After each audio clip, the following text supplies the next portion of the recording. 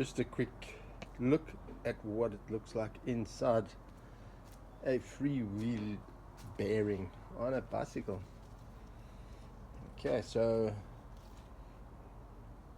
what you've got is you've got your gears, and inside your gears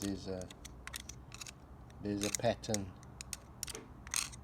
like that, which actually catches on a little cam. It's got a slight spring mechanism that's holding it in place. So as this moves, if it's going in the direction where you're going to be engaging, so when you're pedaling, you're going to be engaging on that edge.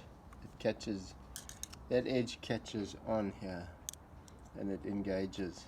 And then when it's not engaging, when it's freewheeling,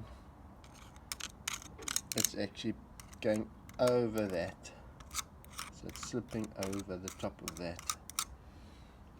Okay, thank you very much for watching the video. Do share and like if it's going to be useful to anybody that you know. Thank you.